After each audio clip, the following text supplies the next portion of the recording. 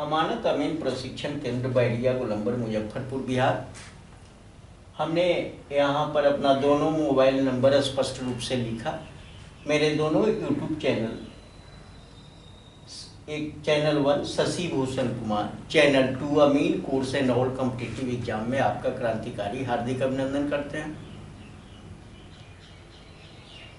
आज का एक टॉपिक होगा जो आपके लिए काफ़ी इम्पोर्टेंट भी है और बहुत सारे लोगों का कमेंट आता रहा है कि हर जगह का लग्गी डिफरेंट क्यों है, और इसी पर आपके साथ आज बात करेंगे।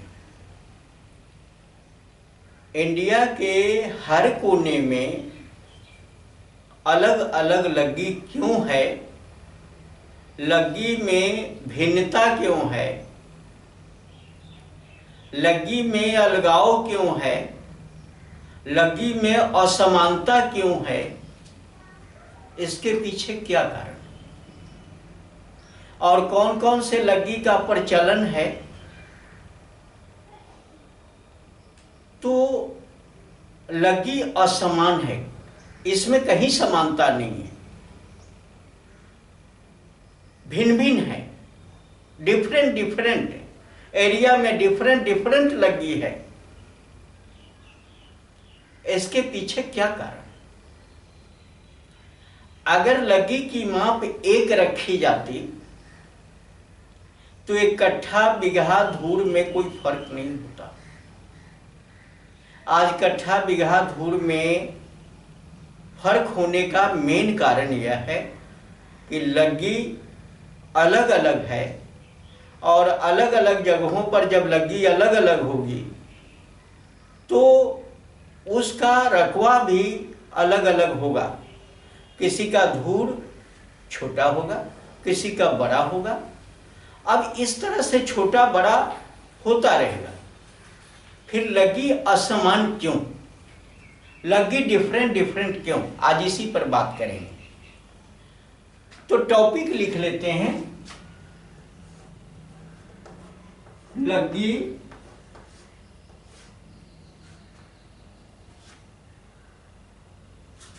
पूरा क्वेश्चन ही डाल दें यहां पर।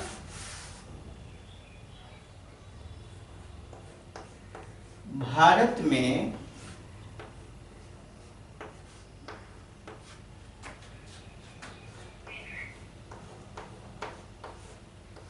लग्गी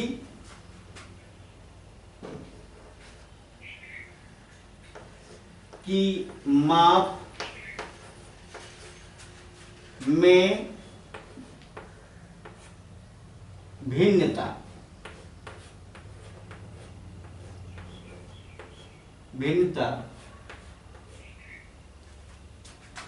के क्या कारण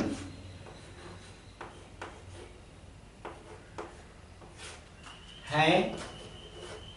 अब क्या कारण है या थे, कुछ भी आप कहो,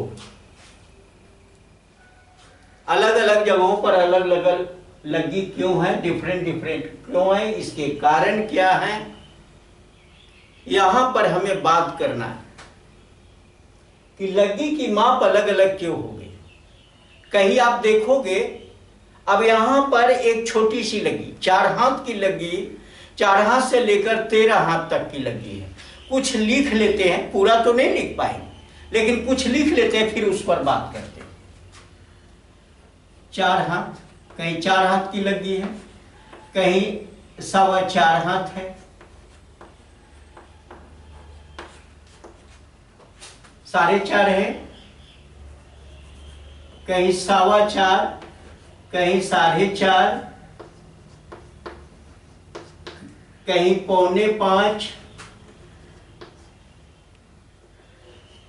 और कहीं 5, इस तरह से 5.5 हाथ भी लिखते चलो, कारण कि हाथ, लग्गी की माप हाथ में ही है। 5 हाथ, 5.25 हाथ,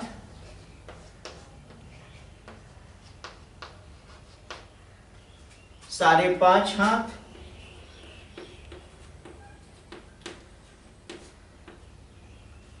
6.25,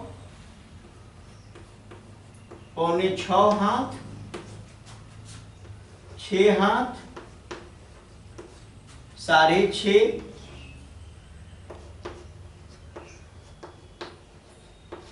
7 हाथ। कितना लिखा जाए, जितना लिखोगे कम होगा। 7 हाथ, 8 हाथ, 9 हाथ, 10 हाथ, 11 हाथ, 12 हाथ,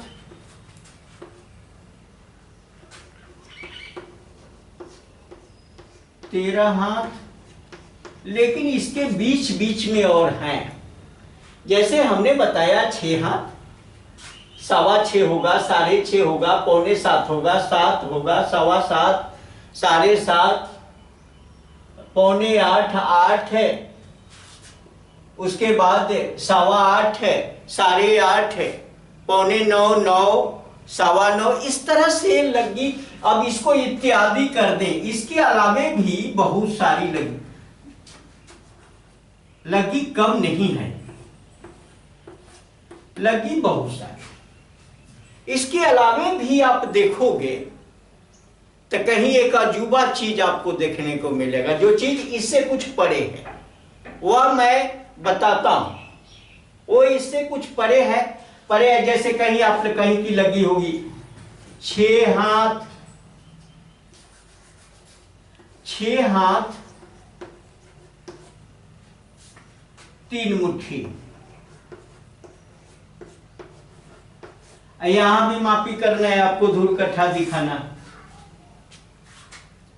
कहीं की लगी होगी 5 हाथ,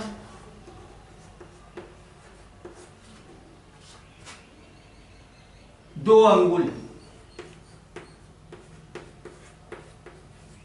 यहां भी आपको मापी करके दिखाना, ये भी लगी की माप है। कहीं देखोगे कि लगी 7 हाथ, 3 गिरा, 3 गिरा, ये भी लगी है। लगी जो है सो एकदम बिल्कुल अलग अलग है हर जगहों पर, लेकिन आपको एरिया वाइज लग्गी का ज्ञान रखते हुए आगे का काम करना है, आगे बढ़ना है। लग्गी डिफरेंट डिफरेंट होगा। कारण क्या है इसके भिन्नता के क्या कारण है? इसकी भिन्नता के कारण यह है कि इंडिया में यानी भारत में वो मुगल एम्पायर चला, मुगलों का शासन, मुसलमानी शासन। उसमें क्या हुआ, उसमें उस समय भी जमीन का टैक्स, जमीन का मालगुजारी, जमीन का कर वसूल किया जाता था। कैसे वसूल किया जाता था? तो वसूलने के लिए ठेकेदार हुआ करते थे, वसूलने के लिए ठेकेदार हुआ करते थे। और वो ठेकेदार उनके लोग ने ग्रामीण स्तर पर जो दबंग लोग होते थे, प्रभावी व्यक्ति होते थे, पूंजीपति होते थे, जिनके पास धन अधिक होता था, ऐसे प्रभावी व्यक्ति को, ऐसे पूंजीपति को जमीन का टैक्स वसूली करने के लिए एक जब मजबूत ठेकेदार के रूप में मुसलमानी हुकूमत में रखा जाता था। जो एरिया के प्रभावशाली व्यक्ति होते थे, एरिया के दबंग व्यक्ति होते थे, तो उस एरिया का पूरा ठेका उनको दे दिया जाता था कि इस एरिया से टैक्स वसूल के आपको सरकार के पास जमा करना है, सरकारी खजाने में जमा करना है। जो एक तय हो जाती थी, एक राशि तय कर दी जाती थी कि यही राशि आपको 1 साल में जमा करना है। अब ये एरिया के मजबूत लोग हो गए, एरिया के प्रभावी लोग हो गए, ठेकेदार बन गए, उनको वसूल करना है। अब वो बड़े बड़े जो ठेकेदार हुए, अपने छोटे छोटे ग्रामीण स्तर पर, मौजा के स्तर पर एक छोटे छोटे अपना ठेकेदार जो है सो बहाल कर लिया। ग्रामीण स्तर पर भी वो बड़ा ठेकेदार अपना एक छोटा ठेकेदार, हर गांव में एक छोटा छोटा ठेकेदार बना लिया और उस छोटे ठेकेदार को ग्राम का जिम्मा दे दिया कि नहीं भाई, ये पूरे गांव को का टैक्स कलेक्ट करके मेरे पास जमा करना। 2 4 5 गांव का 5 ठेकेदार हो गया, ये पांचों टैक्स वसूल करके एक मेन ठेकेदार, प्रमुख ठेकेदार के यहाँ जो हेड ठेकेदार था उनके यहाँ जमा होता था और वो हेड ठेकेदार जो होते थे वो सरकारी खजाना में यानी राजकोष में वो रुपया भेज दिया जाता था। तो इस तरह से एक शासन प्रणाली थी और जिसके तहत ठेकेदार की नियुक्ति होती थी। अब इसमें होता क्या था, उस समय मापी के लिए कोई एथेंटिक वो यंत्र नहीं था, एथेंटिक यंत्र नहीं था। अगर मान लिया कि हमने देखा ऐसे आविष्कार तो कुछ हुआ ही था, शेरशाह के शासन काल में सिकंदरी गज वगैरह का प्रयोग किया जाता था। शाहजहां के शासन काल में शाहजहानी जरीब का जन्म भी हो गया था, लेकिन जन्म होने से उस औजार से काम हो यह संभव नहीं था। तो हुआ क्या कि वो ठेकेदार, ग्रामीण स्तर के जो ठेकेदार थे, वो ठेकेदार में हर तरह के ठेकेदार होते हैं। कोई दयालु होता है, कोई कंजूस होता है, कोई ज्यादा पैसा कमाना चाहता है, कोई कम में ही संतुष्ट रहता है। भिन्न भिन्न तरह की मानसिकता, भिन्न भिन्न तरह का विचार हर लोगों के पास था। ग्रामीण स्तर पर अगर मान लो कि एक ठेकेदार को दे दिया, अब वो ठेकेदार अपने हिसाब से लग्गी काट लिया। कोई 4 हाथ का काट लिया, तो कोई दयालु था तो 6 हाथ का काट लिया, कोई उससे भी अधिक दयालु था तो 10 हाथ की लग्गी काट ली कि नहीं भाई, किसान को इतना हम नहीं सताएंगे। बड़ी बड़ी लग्गी को काट के खेत का छोटा रकबा हो जाएगा। जब बड़ी बड़ी लग्गी तो किसान को ज्यादा लाभ मिल जाएगा। कोई कंजूस ठेकेदार था कि नहीं, इस एरिया से हमको ज्यादा कलेक्ट करना है, अगर 1000 रुपया कलेक्ट करके देना है या अनाज ही 10 मन कलेक्ट करके देना है तो इस एरिया से हम 100 मन कलेक्ट करेंगे, बाकी के 90 मन हम अपने खजाने में रखेंगे और 10 मन हम मेन प्रमुख ठेकेदार को दे देंगे। ये स्थिति थी। तो जो लोग ज्यादा मुनाफा कमाने वाले थे वो लोग छोटे छोटे लग्गी को काटा। जो लोग कुछ कम मुनाफा कम कमाने वाले थे, वो दयालु थे, किसान के प्रति सहानुभूति भी रखते थे, वे लोग बड़े बड़े लग्गी को काटा। तो लग्गी और लग्गी का गुना ही धूर होता है। अब जहां छोटी छोटी लग्गी को काटा गया, 4 हाथ की लग्गी काटी गई, तो वहां 4 हाथ लंबा 4 हाथ चौड़ा एक धूर हो गया। और हाथ की लंबाई तो कंप्लीट थी 18 इंच, 1.5 फीट हाथ होता ही है। तो इस तरह से तो 4 हाथ वाले ज्यादा लाभ कमाने लगे और 6 हाथ वाले उससे कम कमाने लगे, 10 हाथ वाले और कम कमाने लगे, 12-13 हाथ वाले और कम कमाने लगे। लेकिन कमाई सबकी होती थी, कौन कितना कमाएगा, एक होड़ सी मच गई थी। कारण कि ऊपर से कोई दबाव नहीं था। अगर ऊपरी दबाव कुछ हो तो उसमें ऊपरी दबाव अगर बनेगा तो वहां एक टारगेट होगा कि नहीं यही रखना है लंबाई। लेकिन ऊपर से कोई दबाव नहीं था, अपना मन से लगी काट लो भाई, जे मन करे जैसे मापी करना है कर लो। अब ये छोटे छोटे ठेकेदार के हाथ में चला गया, ठेकेदार अपने हिसाब से क्या किया कि लग्गी काटना शुरू किया। अब उस समय के प्रचलन में जो लग्गी थी, कुछ लग्गी का हमने साइज लिखा लेकिन सबका साइज नहीं लिखा बंधु। अब मान लिया कि इसके अलावा इत्यादि लिखा, इसके अलावा भी बहुत सारी लगी थी, लगी की माप अलग अलग। अब देखो उसमें कुछ आ गया 6 हाथ 3 मुट्ठी, मुट्ठी का भी प्रचलन था। आ गया 5 हाथ 2 अंगुल, अंगुल का प्रचलन था। आ गया 7 हाथ 3 गिरह, गिरह का भी प्रचलन था। हम यहां पर हाथ के साथ मुट्ठी लगा हुआ है, हाथ के साथ अंगुल लगा हुआ है, हाथ के साथ गिरह लगा हुआ है, ये सारी चीजें लगी हुई है। मैं मुट्ठी, अंगुल और गिरह का विश्लेषण हम दूसरे वीडियो में, एक वीडियो में मुट्ठी का विश्लेषण डीपली और डिटेल्स कराएंगे आपको, और फिर एक में हम गिरह का विश्लेषण कराएंगे, और फिर दूसरे में अंगुल का विश्लेषण कराएंगे। हर का विश्लेषण करा के सही ज्ञान आपको दिया जाएगा, कहीं कोई दिक्कत नहीं होगी। मैं मुट्ठी, अंगुल और गिरह की बात अभी नहीं कर रहे, लेकिन ये हाथ के अंदर ही है। 6 हाथ 3 मुट्ठी। अब जहां 6 हाथ 3 मुट्ठी की लगी है वहां धूल कैसे निकालोगे? जहां 5 हाथ 2 अंगुल की लगी है वहां धूल निकालने में प्रॉब्लम होगी, और धूल निकालने में प्रॉब्लम होगी तो वहां कट्ठा कैसे बनाओगे, बीघा कैसे बनेगा?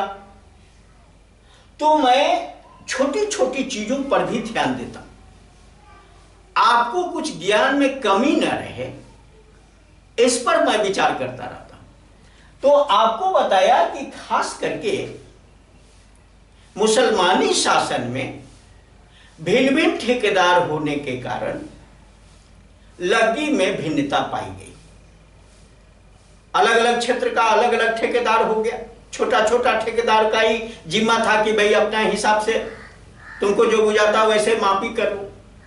बड़े ठेकेदार के पास जो मेन ठेकेदार था उसको तो टैक्स कलेक्ट करके जोर जबरदस्ती, जो अगर टैक्स आप नहीं दे रहे, अगर टैक्स का भुगतान नहीं किया जा रहा है तो उसके बदले में उसे दंडित भी किया जाता था और उसका खेत भी छीन लिया जाता था, पट्टा पर दे दिया जाता था। ये पट्टा कभी साल भर का हुआ, कभी 2 साल का हुआ, कभी साल भर ही खेत आपके नियंत्रण में रहेगा, कभी 2 साल रहेगा। बस साल और 2 साल का पट्टा किया जाता था। अस्थाई तो खेत किसी के पास था नहीं। अब अस्थाई नहीं था तो मेहनत भी उसी हिसाब से। अब इस तरह से मेहनत हुआ करता था कि जमीन का लगान भी निकालना मुश्किल हो गया था। इसलिए मुश्किल हो गई थी कि खेत में मजबूती ढंग से मेहनत तो कोई करेगा नहीं, इसलिए कि दिमाग था कि आज हम मेहनत करके इस खेत को उपजाऊ बनाएंगे, कल ये खेत दूसरे के पास चला जाएगा, कितना मेहनत करेगा। और इस तरह की प्रवृत्ति अगर हिलती रहे तो किसान मेहनत करेगा ही नहीं। उसको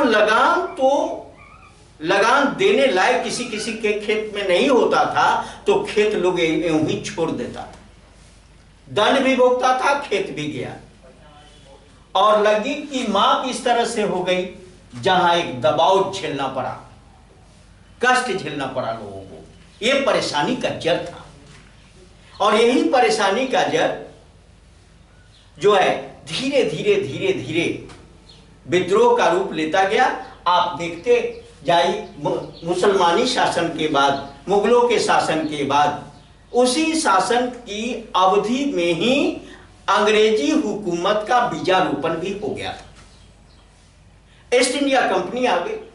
पहले तो व्यापारिक कंपनी थी, अंग्रेजी ईस्ट इंडिया कंपनी आई, डचियन आई, पुर्तगाली आई। अरे ये धीरे धीरे धीरे धीरे सारी कंपनियां आती रही, विदेशी कंपनियां जो भी थी। अंग्रेज आए, व्यापार दृष्टिकोण क्या था? व्यापार करना। धीरे धीरे धीरे धीरे व्यापार करने का पर्पस था, लेकिन शासन सत्ता पर भी काबिज होना शुरू कर दिया उन्होंने। और जब ये अंग्रेजी हुकूमत आ गई उसके बाद यहां की आजादी चली गई, हम लोग गुलाम हो गए। और अंग्रेजी शासन काल में ये जमीन का एक सर्वे कराया गया। मैं एक बात और यहां से बता देना चाहता हूं कि ऐसे तो बहुत सारे सर्वे हुए हैं, जिसका एक वीडियो मैं बनाकर डाल भी चुका हूं, जिसमें थाकवस्त सर्वे, रेवेन्यू सर्वे, कैडेस्ट्रल सर्वे और रिविजनल सर्वे, 4 सर्वे हुए और चारों सर्वे की मैं बात अपने वीडियो में पहले कर चुका। 2 सर्वे का कोई लेखा जोखा नहीं था। थाकवस्त सर्वे एक इंपॉर्टेंट चीज दिया, जो दिया हर गांव को एक नंबर दिया गया था। आज के डेट में नक्शा में जो थाना नंबर छपा हुआ है वो थाकवस्त सर्वे से ही चली आ रही है, उसमें कोई परिवर्तन नहीं हुआ। उस समय ग्राम को ही नंबर दिया गया, आज वही नंबर थाना नंबर का लगा। अब उसके बाद में दूसरा सर्वे, उसका थाकवस्त सर्वे का कोई डॉक्यूमेंट हम लोगों के पास नहीं है, ना गवर्नमेंट के पास कुछ है। रेवेन्यू सर्वे, रेवेन्यू सर्वे, अब थाकवस्त सर्वे तो 1861 ईस्वी में शुरू किया था और 1861 में शुरू हुआ, 1893 में एंड भी हुआ। लगभग 32 साल के आसपास चला भी। रेवेन्यू 1842 में शुरू हुआ, 46 में एंड हुआ। उसमें 4 इंच बराबर 1 मील के पैमाने पर मापी की गई थी, लेकिन वो सर्वे का बुनियाद कहिए, उस सर्वे माने रेवेन्यू सर्वे को सर्वे का बुनियाद ही कहा जाता है, तो बुनियाद था, लेकिन जो ढंग होना चाहिए उस ढंग से काम नहीं किया गया। उस अंग्रेजी हुकूमत में अंग्रेजों ने एक मजबूत सर्वे कराया। जो मजबूत सर्वे कराया वो सर्वे था कैडेस्ट्रल सर्वे, और कैडेस्ट्रल सर्वे 1888 ईस्वी, 1888 ईस्वी, ये काफी इंपॉर्टेंट है। ऐसे बीच में एक मैं बात बता देना चाहता हूं कि ये थाकवस्त सर्वे एक ये टेम्पररी जो जमीन की व्यवस्था थी, जो जमीन हिलता था, पट्टा जो दिया जाता था साल के लिए, 2 साल के लिए। लॉर्ड कॉर्नवालिस ने अस्थाई बंदोबस्त 1793 ईस्वी में कराया। 1793 मतलब 1761 से 1793 तक का काल जो था वह थाकवस्त सर्वे का काल था, और 1793 ईस्वी में ही लॉर्ड कॉर्नवालिस ने अस्थाई बंदोबस्त लागू किया। तब कुछ अस्थाई जमीन लोगों के पास आया, एक राहत की सांस लोगों ने ली। लेकिन राहत की सांस ये लगी जो डिफरेंट मुसलमानी शासन काल में जो चल रही थी, इसका खामियाजा तो लोग भोग ही रहा था। तो जब कैडेस्ट्रल सर्वे 1888 ईस्वी में अंग्रेजी सरकार द्वारा कराई गई, तो इसमें मुख्य रूप से, ऐसे तो पैमाना बहुत सारा था, अलग अलग भी था, लेकिन मुख्य रूप से 3 पैमाने का इस्तेमाल किया गया था। इसमें 16 इंच बराबर 1 मील, 32 इंच बराबर 1 मील और 64 इंच बराबर 1 मील, ये 3 पैमाने का मुख्य रूप से इस्तेमाल किया गया। ये 3 पैमाना था, और 3 पैमाने का इस्तेमाल ये तीनों का कहां कहां किया गया, तो 16 इंच बराबर 1 मील का पैमाना विरल क्षेत्र है, माने आप देखिएगा कि जहां की जनसंख्या कम थी, आबादी कम थी, वहां पर इस पैमाने पर मैप बनाया गया, और जहां थोड़ी सी घनी थी इस पर, और सबसे घनी जो शहरी क्षेत्र था 64 इंच बराबर 1 मील, ये दिया, क्रम से दिया। अच्छा, इसको बढ़ाने का मेन कारण यह है कि जहां की घनी आबादी होगी वहां जमीन छोटा छोटा टुकड़ा टुकड़ा होगा, तो टुकड़ा टुकड़ा में नंबरिंग डालने में परेशानी हो जाती है, तो पेपर का साइज बढ़ा दिया। 64 इंच पेपर का साइज होगा, जमीन पर 1 मील की दूरी तय करना है। 32 इंच पेपर का साइज होगा, जमीन पर 1 मील की दूरी तय करनी है। पेपर का साइज 16 इंच होगा, जमीन पर 1 मील की दूरी तय करनी है। ये एक पैमाना के अकॉर्डिंग ये बनाया गया, यहाँ ये सर्वे कराया गया, कैडेस्ट्रल सर्वे कराया गया, और इस सर्वे के आधार पर पूरे इंडिया के यानी भारत के कोने कोने का सर्वे, एक मजबूत सर्वे, इसी का नाम है कैडिस्टल सर्वे का। मैं रिविजनल सर्वे की प्राथमिकता नहीं देता, इसलिए नहीं देता कि रिविजनल सर्वे पूरा हुआ ही नहीं आज तक। स्वतंत्र भारत में एक सर्वे कराया गया, वो रिविजनल सर्वे है, और रिविजनल सर्वे भी पूरा नहीं हो पाया। कहीं आज भी बहुत जगह पर कैडिस्टल सर्वे से ही काम लिया जा रहा है, वहां नया सर्वे हुआ नहीं। अब बिहार में एक नया सर्वे, हवाई सर्वे जो कराया जा रहा है, जिसको डिजिटल सर्वे कहो, हवाई सर्वे से मैप तैयार किया गया, वह कितना कामयाब है ये किसी से छिपा हुआ नहीं है। मैं तो इतना ही जानता हूं इस सर्वे के संबंध में कि यह रेवेन्यू कलेक्ट करने का एक साधन है, कि रेवेन्यू जो लंबित है लोगों के पास, किसी के पर बाबा के नाम से जमीन है, उसी के नाम से जमीन, और लोग टाल रहा है कि भाई वो तो है नहीं, टैक्स हम नहीं देंगे, हम जमीन जोत रहे हैं। तो अब नए जनरेशन में नाम ट्रांसफर होगा, नए पीढ़ी का नाम चढ़ जाएगा खतियान पर, और जब नाम चढ़ गया तो वहां पर टैक्स वसूलना आराम हो जाएगा। अब तो आप किसी पर थोप नहीं सकते कि यह टैक्स कौन देगा, हमारे तो ग्रैंडफादर है नहीं, हम नहीं देंगे। नाम है ग्रैंडफादर के नाम से जमीन है, हम टैक्स क्यों देंगे, हम जमीन जोतेंगे। हो गया, बहाना थी। वो बहाना को समाप्त करने के लिए भाई आपका नाम आया कि अब आपके नाम से जमीन है, आपको टैक्स देना। तो डिजिटल सर्वे या हवाई सर्वे, हवाई सर्वे का खामियाजा कि मैप जो बना है, एक ही प्लॉट को कहीं कहीं 2 पार्ट में काट दिया, एक प्लॉट को कहीं कहीं 4 पार्ट में काट दिया, और 5 2 4 को प्लॉट मिला के 1 प्लॉट कर दिया, पता ही नहीं चला। अरे ड्रोन से कितना पता चलेगा, जितना पता चलेगा उतना ही। तो ये अंग्रेजी सरकार जो ये सर्वे कराई थी, जो कैडिस्टल सर्वे कराई थी, ये कराई थी चेन सर्वे। एक एक जमीन का सही और एथेंटिक पैमाइश करके उसका मजबूत ढंग से मैप तैयार करके हम लोगों के समक्ष यानी रैयत के पास वो भेज दिया कि अब यह जमीन जो है सो अस्थायी रूप से आपकी है, और हम लोग तब अस्थायी हो गए, निश्चिंत हो गए।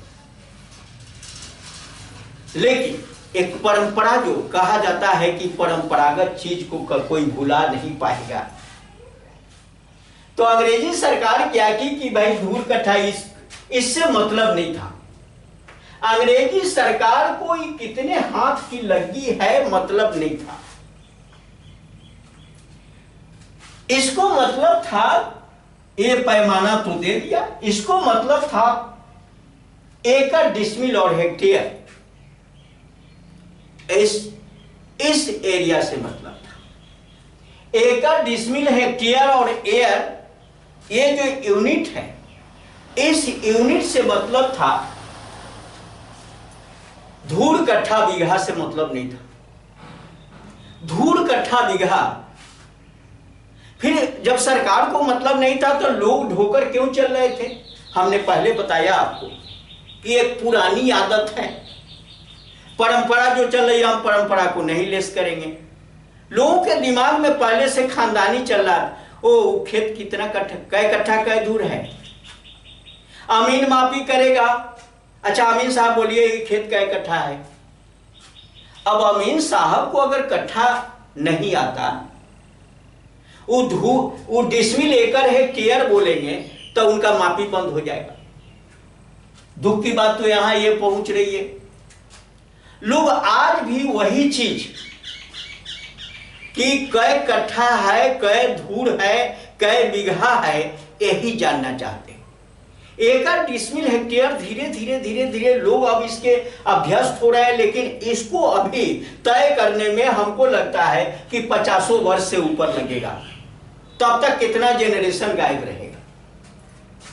ये धूल कट्ठा बीघा मिटने वाला नहीं है। एक परंपरा चली, जमींदारी प्रथा के अंतर्गत ये बड़े बड़े ठेकेदार की बात आ गई, और वो ठेकेदार जो बीजारोपण कर दिया जिस क्षेत्र में जितने हाथ की लग्गी, आज वही लग्गी का प्रचलन आज भी है। कई 6.5 हाथ है तो वो वहां 6.5 हाथ ही चलेगा, लोग चलाएगा ही चलाएगा।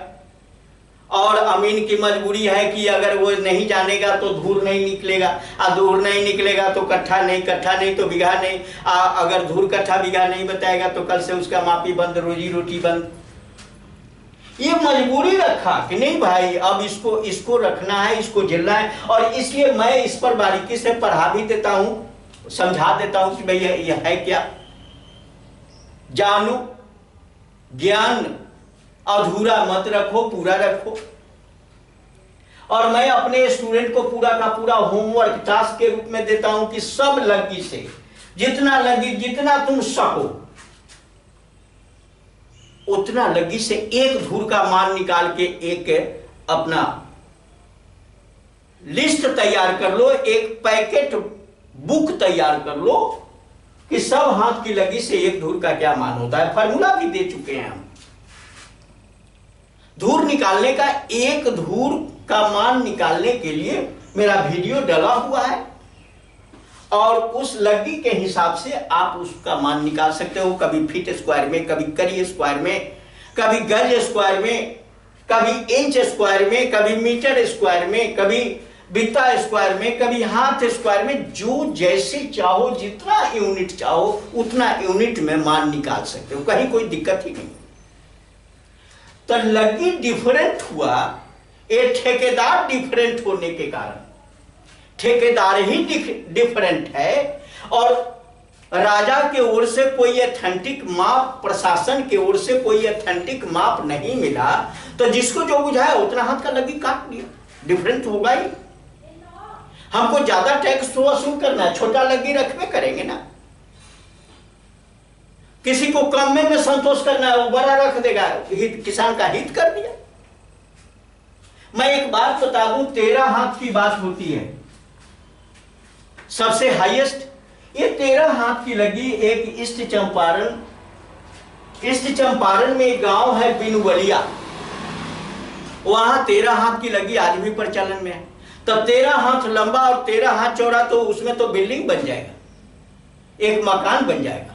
लेकिन इसमें 4 हाथ लंबा और 4 हाथ चौड़ा जो एक दूर होता है, ये 13 हाथ लंबा 13 हाथ चौड़ा में तो एक मकान बनेगा, और 4 हाथ लंबा और 4 हाथ चौड़ा ये भी एक दूर हुआ, तो इस एक दूर में क्या होगा, एक सेफ्टी टैंक भी नहीं बैठेगा, और यहाँ मकान हो गया। तो एक धूर में मकान बन गया, यहाँ एक धूर में एक लैट्रिन भी नहीं बन पाएगा। आप सोच के देखो, दोनों तो एक ही धूर है ना। लग्गी के डिफरेंट होने के कारण एरिया भी डिफरेंट हो गया, धूर कट्ठा बीघा अलग अलग हो गया। अब ऐसा नहीं समझो अरे 20 धूर का कट्ठा वो रहेगा, 20 कट्ठा का 1 बीघा रहेगा, लेकिन जमीन पर तो कम और ज्यादा हो जाएगा ना। और इसके पीछे यही कारण था, कारण आपको बताए। और तब अंग्रेजी हुकूमत के बाद, अंग्रेजी हुकूमत में ये जो सर्वे कराया गया कैडेस्टर सर्वे, एक ठोस सर्वे था, बहुत मजबूत सर्वे था। और इसके बाद आया, इसके बाद का जो सर्वे आया वह सर्वे था जनरली अंग्रेजी हुकूमत के बाद सर्वे जो रिविजनल सर्वे, कैडेस्टर सर्वे के बाद रिविजनल सर्वे आया। ये रिविजनल सर्वे का मतलब था कि कैडेस्टर सर्वे को पुनः दोहराना, उसी की पुनरावृत्ति करना। तो हम इस मजबूत सर्वे पर ज्यादा ध्यान दिया। हाँ, एक बात और मैं बताना चाहूंगा जो बहुत ही बारीक है यहाँ पर। अब ये तो पैमाना का इस्तेमाल कर दिया गया, औजार पैमाना ऊपर वाला 16 इंच बराबर 1 मील। अब इसी यहाँ ये जमीन पैमाना, नक्शा पैमाना भी 16 इंच बराबर 1 मील, औजार पैमाना भी वही। अब उसी औजार से चाहे पैमाना जितना हो उसका मेजरिंग आप आसानी से कर सकते हो। औजार भी चलाया गया। अंग्रेजी हुकूमत में एक चेन का भी निर्माण किया गया। जो चेन पढ़ा रहे थे तो हमने आपको बताया कि गंडर चेन जो सबसे छोटा चेन है। ऐसे बहुत सारे चेन है, चेन का भी शायद मैंने वीडियो डाला गया है आपकी सेवा में। वह शाहजहानी जरीब है, फतेहपुरी है, सहारनपुरी है, फर्रुखाबादी है और ये गंटरी है। सब चेन के संबंध में बताया भी हमने। तो अब आपको समझ में निश्चित रूप से आ गई होगी। हाँ, ये किसी पेपर की मैं बात बता रहा हूं।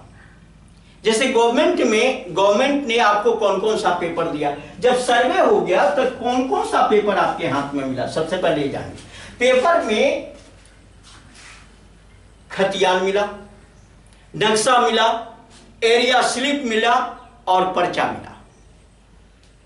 ये 4 गो चीज मिला, नक्शा, खतियान, एरिया स्लिप और पर्चा। ये 4 डॉक्यूमेंट आपको दिए गए, हर फैमिली को दिया गया, हर परिवार में ये चारों डॉक्यूमेंट दिया। अब किसी परिवार में रहे न रहे अलग बात है, किसी परिवार में पर्चा नहीं है, किसी परिवार में एरिया स्लिप नहीं है, किसी परिवार में खतियान भी गायब हो गया। गवर्नमेंट के पास अब 2 चीज तो नहीं मिलेगी, 2 चीज आपको नहीं मिल पाएगा। न पर्चा अब उपलब्ध होगा, न एरिया स्लिप उपलब्ध होगा। नक्शा उपलब्ध होगा, खतियान उपलब्ध होगा, वो उसका नकल आप ले सकते हो। लेकिन ये 2 डॉक्यूमेंट आपके पास अगर है तो है, नहीं है तो नहीं है, और नकल मिलेगा भी नहीं। हम लोगों के पास तो सारा पेपर है, पर्चा भी है, एरिया स्लिप भी है, खतियान भी है, नक्शा भी है।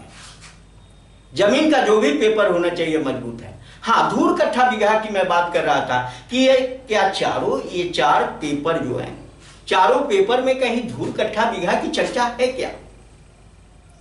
बंधु, मैं एक बात बताना चाहूंगा, एक पेपर में धूर कट्ठा बीघा की चर्चा है, वो उस कॉलम को भी खाली छोड़ दिया गया है। गवर्नमेंट मान्य नहीं करती इन चीजों को।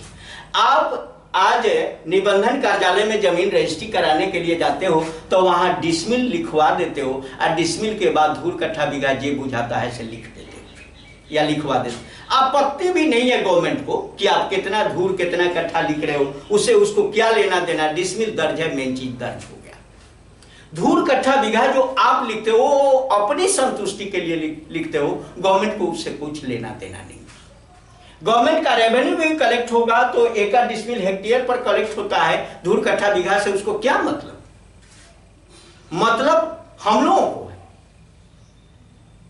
कि एक परंपरा को ढोते चले जा रहे हैं, और परंपरा को नहीं ढोएंगे तो आज ये इतनी बड़ी जनसंख्या को कौन समझाएगा कि चलो छोड़ दो, धूर कट्ठा बीघा, लगी अलग अलग है, जो चीज डिफरेंट है, डिफरेंट दिमाग क्यों रखना चाहोगे? लेकिन आपकी बात एक आदमी इतना ऊंची आवाज में बोलेगा, पूरा हिंदुस्तान को तो नहीं बदल पाएगा कि नहीं भाई सब बोलेगा कि 1 डिसमिल हेक्टेयर, पूरा हिंदुस्तान को तो आप नहीं बदल सकते ना।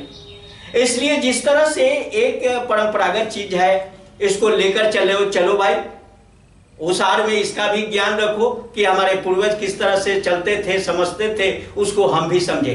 कुछ पुरानी चीजें हैं जिसमें लिखने का जो तौर तरीका है, कैथी लिपि है, विकारी लिपि है, और कुछ और पुराने लफ्ज लिपियां हैं, ये हर चीज आप ज्ञान रखना चाहिए। ज्ञान कभी बेकार नहीं जाता। हो सकता है कि कुछ ओल्ड पेपर आपके पास हो जाए, और ओल्ड पेपर है वो नहीं समझ में आ रहा है, उसका एरिया नहीं देखने आ रहा है, क्या करोगे? वहां परेशानी आपको है। और नया जनरेशन पढ़ने के लिए तैयार नहीं, मिल ही नहीं रहा है। धीरे धीरे हम चाहेंगे कि आपको यहां से जो भी होगा कुछ ओल्ड लिपियों का ज्ञान देते रहेंगे। लेकिन आज का ये टॉपिक था कि भारत में लगी में भिन्नता, असमानता, अलगाव के कौन कौन से कारण थे। मैं कारण केवल बताना चाहा, और कारण केवल ये मुसलमानी शासन में ही ये इतना बड़ा ये चेंजिंग हुआ था, ये ठेकेदार के वजह से चेंज हुआ, और खास करके ब्रिटिश गवर्नमेंट के द्वारा जब कैडेस्ट्रल सर्वे चला दिया गया और हो गया, तो हम लोगों को एक नया पैमाना मिल गया, नया एरिया मिल गया, वह हो गया एकड़, डिसमिल, हेक्टेयर और एयर या मीटर स्क्वायर, करी स्क्वायर, फीट स्क्वायर, है ना, ये सब मिल गया। तो हमको हर चीज जान गए, धूल कट्ठा बीघा भी जान गए, एकड़ डिसमिल हेक्टेयर भी जान गए, लेकिन ये पुरानी चीजें हैं, मुट्ठी है, अंगुल है, गिरा है, इस पर हम विशेष रूप से चर्चा करेंगे। वीडियो लंबा होता जा रहा है और ज़्यादा लंबा करना नहीं चाहते। लोगों का कहना है कि आपका वीडियो ज़्यादा लंबा हो जाता है तो अच्छा नहीं लगता, तो मैं शॉर्ट करके ही समाप्त करना चाहता, फिर भी शॉर्ट हमसे होता नहीं है। अगर ये बात समझ में आ गई, अगर ये वीडियो आपके लिए ज्ञानवर्धक है, उपयोगी है, लाभप्रद है, आपके ज्ञान में चार चांद लगाता हो, तो हमारे वीडियो को लाइक करें, अपने मित्रों के साथ शेयर करें। हमारे चैनल पर अगर नए हो तो हमारे चैनल को सब्सक्राइब करें, बेल आइकन भी दबा लो कि नोटिस बराबर मिलता रहे आपको। और दूसरी चीज, अगर यहाँ और विशेष ज्ञान, मजबूती के साथ अगर ज्ञान चाहते हो तो मेरे ऑफलाइन ट्रेनिंग सेंटर अमानत अमीन प्रशिक्षण केंद्र बैरिया गोलंबर मुजफ्फरपुर में विजिट करके सामने रूबरू होकर हमसे विशेष रूप से ट्रेनिंग लेकर इसमें अपना करियर बना सकते हो। बहुत बहुत धन्यवाद। जय हिंद, जय भारत।